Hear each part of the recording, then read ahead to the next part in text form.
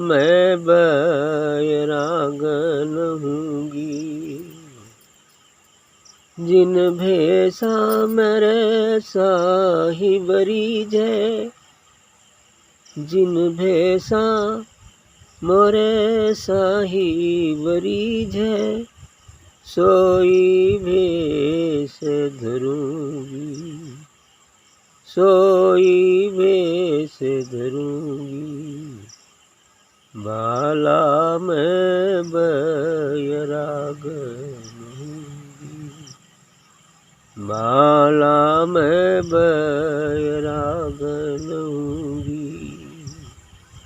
शील संतोष धरु, शील संतोष धरु घट भीतर, समता पकड़ रहूंगी।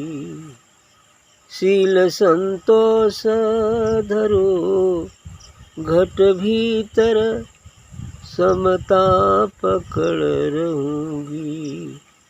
जाको नाम निरंजन कहिए, जाको नाम निरंजन कहिए, ताको ध्यान धरूंगी, ताको ध्यान धरूंगी।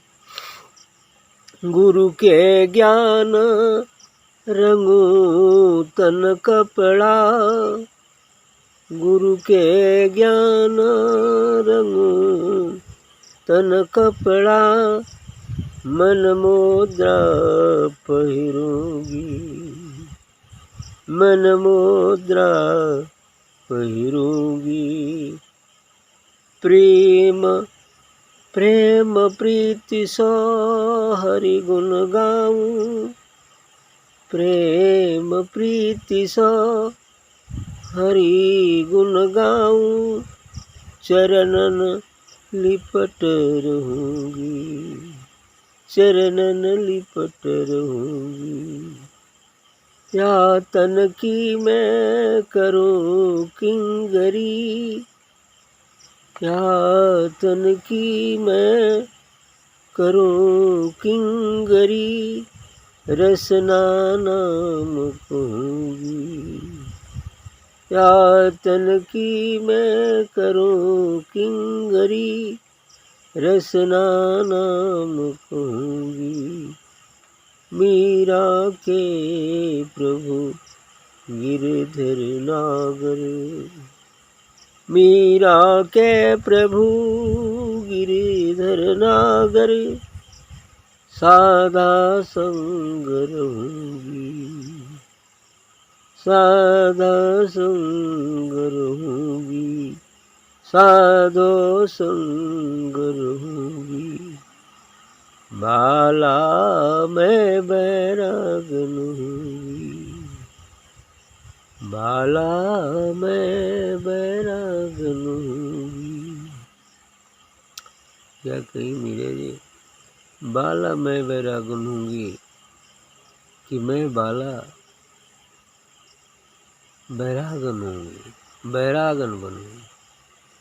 बैराग क्या होता है? बैराग का अर्थ है राग से अलग हो जाना, वो बैराग। केवल साधु वेश पहन लेना, जोगिया वस्त्र पहन लेना बैरागन नहीं होता है। बै मतलब अलग हो जाना, राग मतलब राग से, जो संसार से राग हो गया है उससे अलग होना बैराग होता है। वेश चाहे कोई भी हो, उससे फर्क नहीं पड़ता है, राग से अलग होना चाहिए। क्योंकि राग, बैराग, त्याग और अनुराग ये चार चीज़ें हैं। राग का मतलब होता है कि संसार से प्रेम, यानी संसार की वस्तुओं व्यक्तियों से स्वार्थ को लेकर प्रेम, काम क्रोध लोभ मोह मद मत्सर को लेकर प्रेम। यदि ये प्रेम है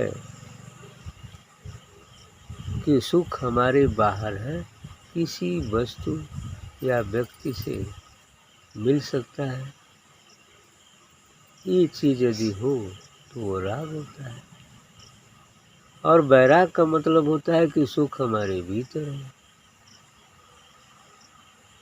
ध्यान का मतलब होता है कि सुख हमारे भीतर है और उसमें मिल जाना। ये जो है वास्तविक सुख है। तो प्रथम है राग, जो संसार से प्रेम होता है, सांसारिक व्यक्तियों वस्तुओं से प्रेम होता है, वो भी व्यक्ति और वस्तु समझ के। जब आत्मा परमात्मा समझ के प्रेम होगा तो बढ़िया बात है, वो तो निष्काम प्रेम हो जाए। लेकिन यदि वस्तु व्यक्ति समझकर प्रेम हो रहा है, स्वार्थ के चलते प्रेम हो रहा है, तो फिर वो राग है। तो राग, वैराग उससे अलग करता है। जब राग में के वशीभूत ये समस्त जगत है, कोई संत महापुरुष से संपर्क होने पर इस संसार की वास्तविकता, इस संसार की नश्वरता, इस संसार में जो भ्रम हो गया है, उसके बारे में जब हमें कुछ जानकारी होती है, तब हम उनकी शरण जाकर उधर को चलते हैं, तो धीरे धीरे करके वैराग होता है।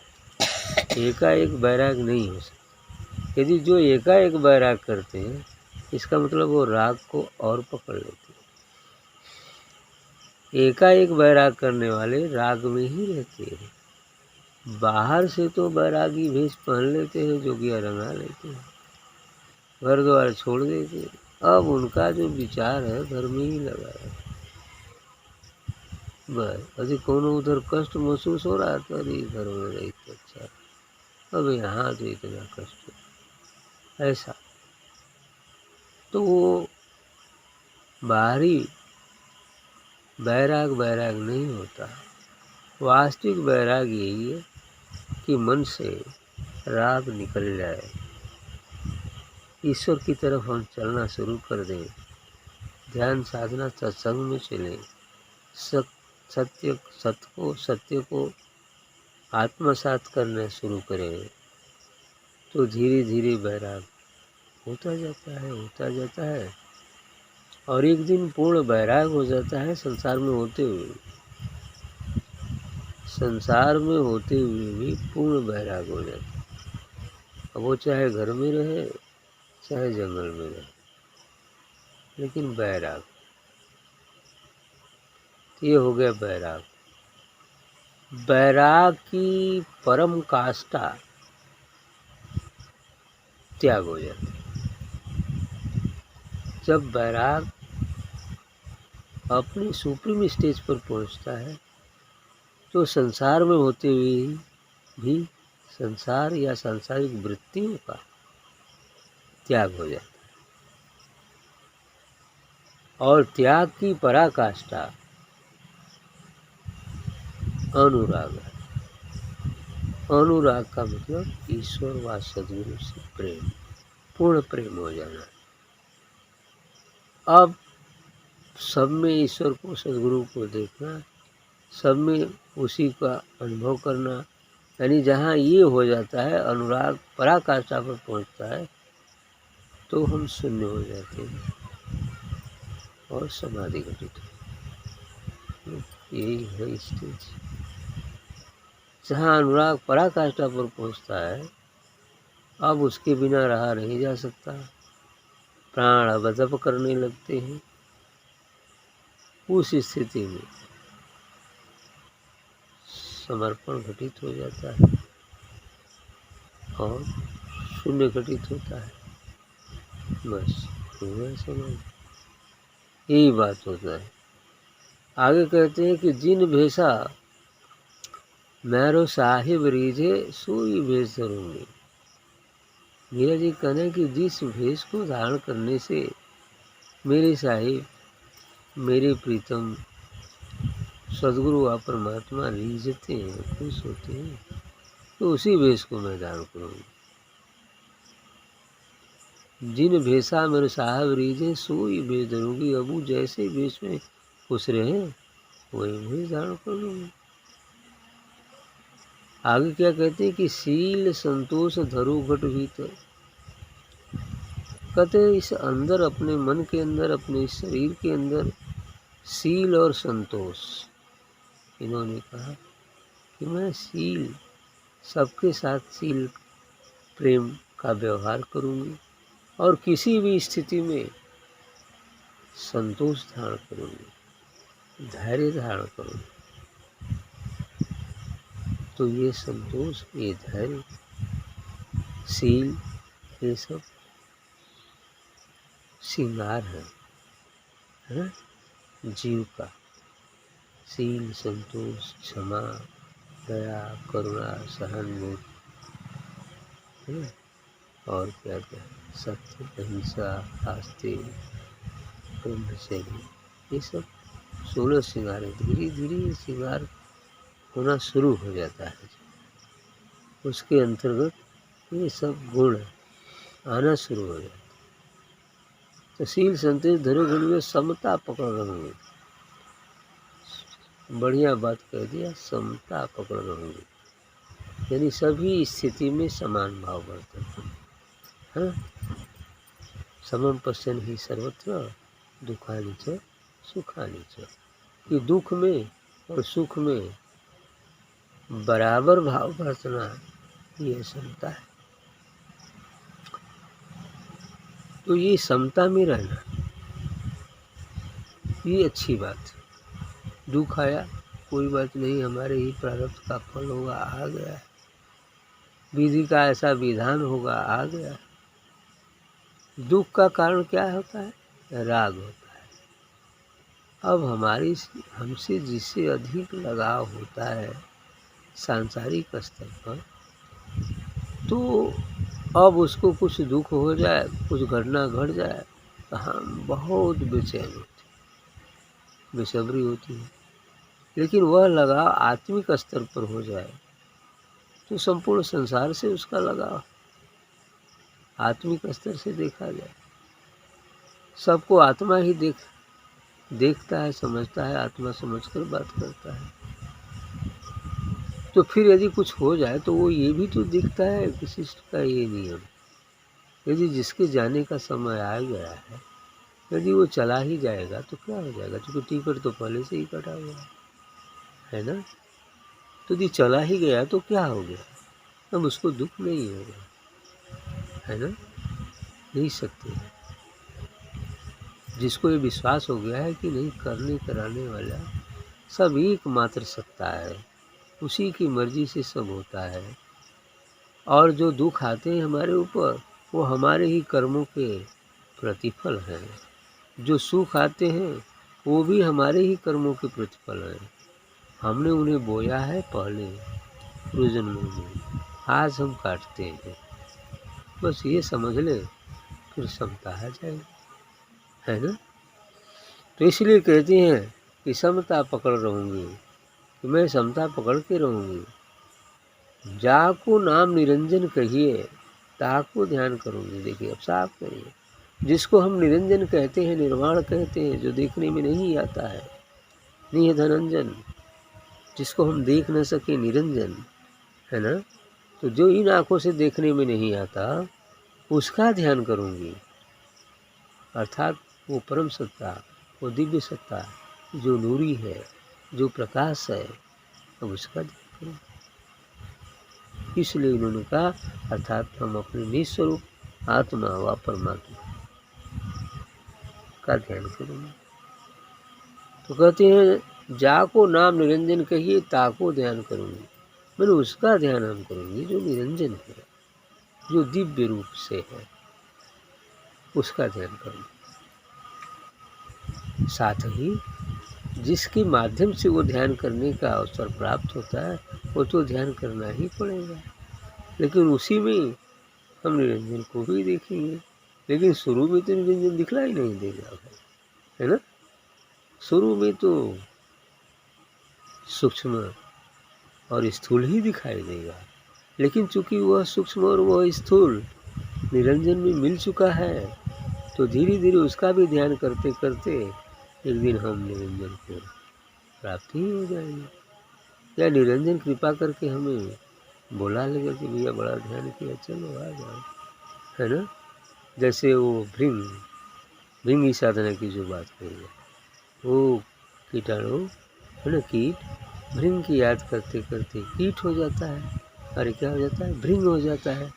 उसी प्रकार से हम भी जिसकी याद करते हैं, जिस सच्चे सदगुरु की याद कर रहे हैं, तो धीरे धीरे उसके गुण हमारे अंदर आने लगते हैं, आने लगते हैं, आने लगते हैं, और एक न एक दिन जिस स्वरूप में वो है, उस स्वरूप को हम प्राप्त हो जाते हैं। बस यही बात है। तो गुरु की ज्ञान रंगू तन कपड़ा, मन मुद्रा पहनूं। कथो गुरु के ज्ञान से इस तन रूपी कपड़े को रंग दूं। ये ना कहते कि दूसरा जोगिया रंग रहे, ये नहीं कह रहे। वो कह रही कि गुरु की ज्ञान से रंगू तन कपड़ा, ये शरीर रूपी कपड़े को गुरु की ज्ञान रूपी रंग से रंग दे, है ना। गुरु ज्ञान रूपी रंग से रंगेंगे, दिव्य प्रकाश रंग से रंगेंगे। अब मन मुद्रा पहनूंगी, और इतने नहीं, वो मन को मुद्रा बनाकर, अर्थात अब मन आत्मा में परिणित हो जाएगा, तो खुद ही यह तन गुरु रंग में रंग जाएगा। जब ही हम अपने निस्वरूप को प्राप्त होंगे, और निस्वरूप है प्रकाश, नूर, और जब हम उसे प्राप्त हो जाए, सूर्य उग जाएगा, तो बस हो जाएगा। अब रोम रोम से भी प्रकाश फूटेगा। तब गुरु ज्ञान से कपड़ा भी रंगा गया है, लेकिन वह रंग तो जल्दी दिखलाई नहीं देता है। तो इसलिए कहते हैं कि मन मुद्रा पहनोगी, वो मन को मुद्रा पहन लूँगी। यानी जैसे कोई कंठी माला मणिका पहन लेता है, और क्या क्या पहनता है, तो वह माला पहन ले, है ना। प्रेम प्रीत से हरि गुण गाऊं। कहते कि अब बड़ी प्रेम से, इतना होने के बाद तो बिल्कुल प्रेम ही हो जाता है। तो प्रेम प्रीत से हरि गुण गाऊं, उस सदगुरु का गुणगान करूंगी, और चरणन लिपट रहूंगी, उस सदगुरु के चरणों में ही लिपटी रहूंगी। अर्थात शरीर से लिपटे न लिपटे, लेकिन मन से तो लिपटे ही रहे। ऐसा चरणन लिपट रहूंगी, या तन की मैं करूं किंगरी, रसना नाम कहूंगी। और यह तन बिल्कुल क्या बोलते हैं, किंगरी हो जाएगा, अर्थात भस्मसात हो जाए। तन का एहसास न होकर आत्मा का एहसास हो जाना, तन रहते हुए भी बेतन का हो जाना, अर्थात देह रहते हुए भी विदेह हो जाना।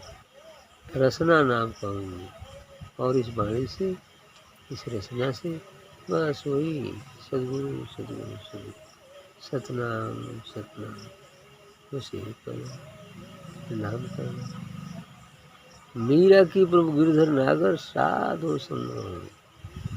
मीरा जी कहते हैं कि हमारी प्रभु तो गिरधर नागर है, कृष्ण भक्त थी, साकार उपासक, इसलिए। लेकिन साकार में निराकार दोनों एक ही होते हैं। साकार उपासक भी लास्ट में निराकार में चले, और निराकार पहले से निराकार हो जाते है ना। लेकिन दोनों एक ही है, अभी कहा ना। अब साकार भी, सदगुरु भी क्या है, साकार है, लेकिन वह निराकार भी है। तो साकार से शुरू करके निराकार में समापन हो जाता है, अंत में वो भी निराकार को पहुंच जाते हैं। और जो पहले से ही निराकार में चलते, तो वो पहले से ही निराकार करते करते वो भी उसी निराकार, यानी दोनों चलेंगे यहाँ से, साकार हो चाहे निराकार हो, लेकिन दोनों जाके आत्मा में तो निराकार ही हो जाते हैं ना। आत्मा तो निराकार ही है। तो इस तरह वो दिव्य प्रकाश पुंज है। तो दोनों, चाहे साकार भक्त चले चाहे निराकार भक्त चले, अब दोनों का मिलन कहाँ हो जाता है, साकार आत्मा में, शून्य में, ठीक उस मानसरोवर मिलन हो जाता है। बस अब दोनों एक ही हो गए। अब फिर वहाँ से जो अंतर्मुखी साधना, अंतर्मुखी ध्यान होगा, फिर उसको भी अनुभव प्राप्त करेंगे, जो निर्वाण है, जो अनाम है। यहाँ तक हम नाम में पहुँच जाते हैं। नाम में पहुँचकर सबका नाम एक, सभी आत्मा ही है, और इस तरह वहाँ एक हो जाते हैं।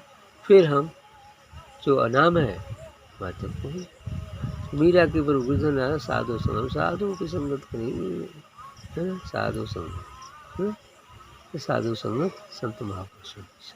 ठीक है।